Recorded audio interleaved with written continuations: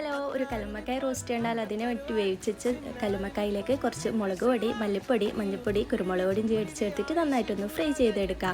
ഇനി വേറൊരു പാൻ അടുപ്പത്ത് വെച്ചിട്ടുണ്ട്, അതിലേക്ക് വെളിച്ചെണ്ണ ഒഴിച്ചു കൊടുക്കുക. ഇഞ്ചിയും വെളുത്തുള്ളിയും ഒന്ന് റോസ്റ്റ് ചെയ്തെടുക്കുക. അതിലേക്ക് നേർത്തായി അരിഞ്ഞ സവാളയും കൂടി ചേർത്തിട്ട് നന്നായിട്ട് വഴറ്റിയെടുക്കാം. അതിലേക്ക് ആവശ്യത്തിനുള്ള ഉപ്പും കൂടി ചേർത്തിട്ട് 2 പച്ചമുളകും ഒരു തണ്ട് കറിവേപ്പിലയും കൂടി ചേർത്ത് വീണ്ടും മിക്സ് ചെയ്തെടുക്കുക. അതിലേക്ക് തക്കാളിയും കൂടി ചേർത്തിട്ട് വീണ്ടും നന്നായിട്ട് റോസ്റ്റ് ചെയ്തെടുക്കുക. ഇനി ഇതിലേക്ക് നമുക്ക് മഞ്ഞൾപ്പൊടി, കുരുമുളക് പൊടി, ഗരം മസാല, മുളക് പൊടിയും കൂടി ചേർത്തിട്ട് വീണ്ടും നന്നായിട്ടൊന്ന് റോസ്റ്റ് ചെയ്തെടുക്കുക. ഇത് നന്നായിട്ടൊന്ന് മിക്സ് ചെയ്ത് വരുമ്പം നേരത്തെ വേവിച്ച് ഫ്രൈ ചെയ്ത് നമ്മുടെ കല്ലുമ്മക്കായ ഇട്ട് കൊടുത്തിട്ട് വീണ്ടും നന്നായിട്ടൊന്ന് മിക്സ് ചെയ്തെടുക്കുക. കുറച്ച് വെള്ളവും കൂടി ചേർത്തിട്ട് നന്നായിട്ട് മിക്സ് ചെയ്യുക.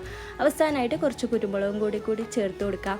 എന്നിട്ട് വീണ്ടും നന്നായിട്ട് റോസ്റ്റ് ചെയ്തെടുക്കുക. അപ്പം നമ്മുടെ കല്ലുമ്മക്കായ റോസ്റ്റ് ഇവിടെ റെഡി ആയിട്ടുണ്ട്. ഇതിൻ്റെ ഫുൾ വീഡിയോ എൻ്റെ ചാനലുണ്ട്, എല്ലാവരും പോയി കാണാം. Tata bye, see U.